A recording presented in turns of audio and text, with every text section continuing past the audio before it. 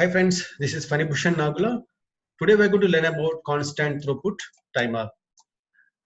So in general, when we use any of the thread groups in JMeter, so JMeter sends the request to the application servers continuously.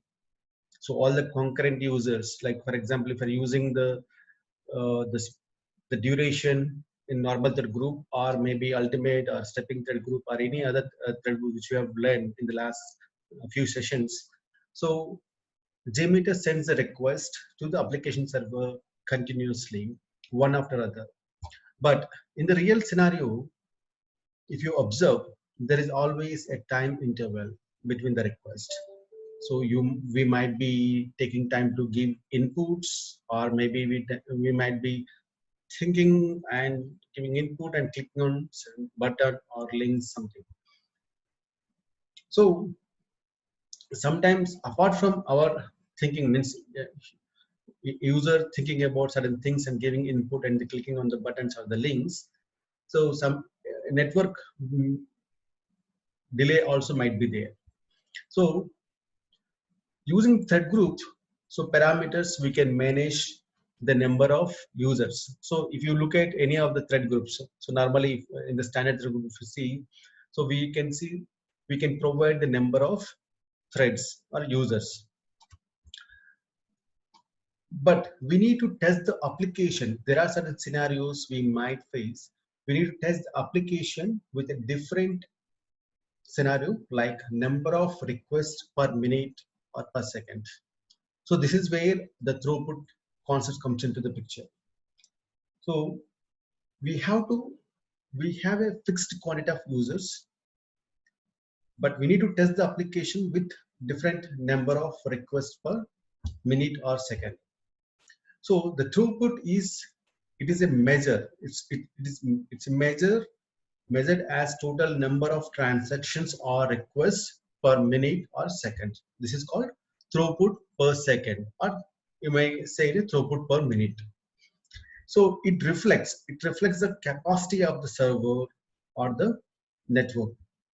So what is the capacity of the server? So the ability of the server in terms how much load it can take, or how much load it can handle. When you look at the network perspective, throughput can also means the number of bytes transferred or sent per second. So when you look at the network, so it is the number of bytes transferred or sent.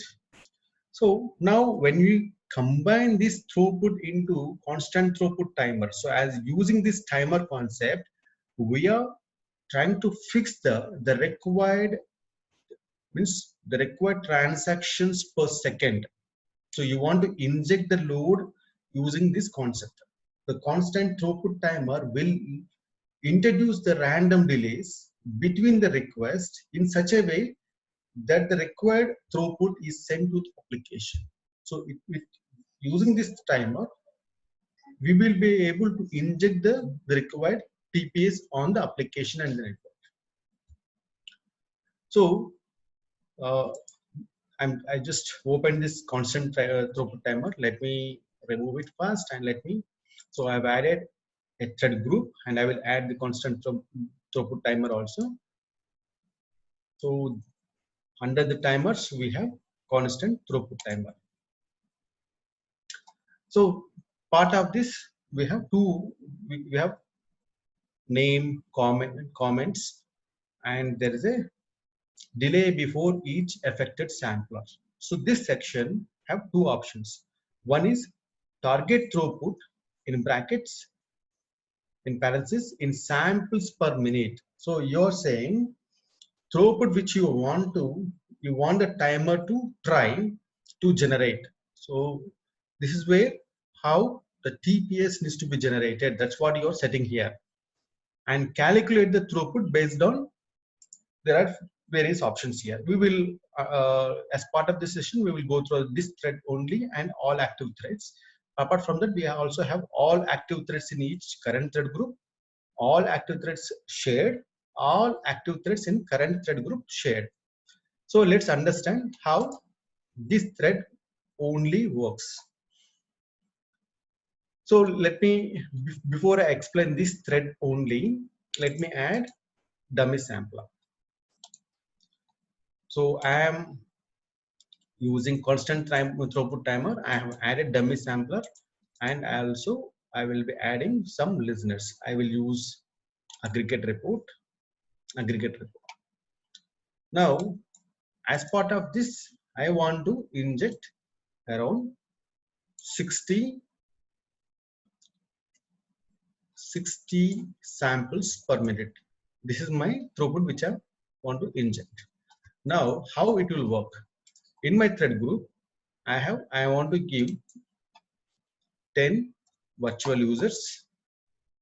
I want to use loop on infinite, and I want to use specify thread lifetime, schedule it for 60 seconds. Now let's understand how this thread only works. So this option will allow each thread to maintain its own target throughput irrespective of the group, irrespective of the thread group or controllers. The overall throughput will be proportional to the number of active threads. So how many we have given here? We have given 10 threads here. So these 10 threads will be active for 60 seconds. So it means what we said just now, the overall throughput will be proportional to the number of active threads. It means each thread, because we just used this thread only, each thread will send 60 requests per minute. So each thread will send 60 requests per minute. It means as we are using 10 threads for 60 seconds, so each thread 10 multiplied with 60, this is the TPS which we want to achieve. So that will be 10 multiplied with 60 equal to 600. Let's try this. Let's understand, and let me execute it now. Let me save the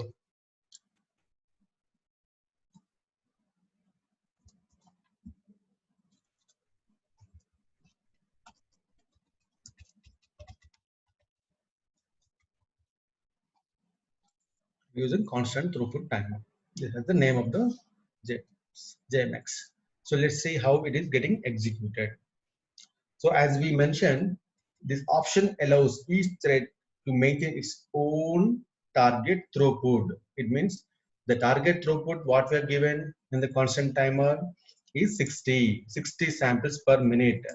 And when we are using 10 active threads, it will automatically, each thread will send 60 requests to the server, application server, in these 60 seconds. So the throughput value is set to 60, and 10 multiplied with 60 equal to 600 samples, which we should be able to see here. Now we are left with 55, means 5 more seconds. Now we can see 568. So we are exactly near to. So now we just finished our. So we are left with, means almost nearer to 59, means 600. So 599 samples it generated, and you can see 1 minute within 6 minutes. So in constant throughput timer, it's a small limitation. There is maybe sometimes the throughput might be little nearer to the expected, may not be accurate. So that is a small limitation. But if you can try once again, you will be able to see maybe 600 or maybe more than 600, little maybe 605 or anything. Now we will do one more scenario. Now I have used only one sampler here. I'll just let me rename this sampler. I'll use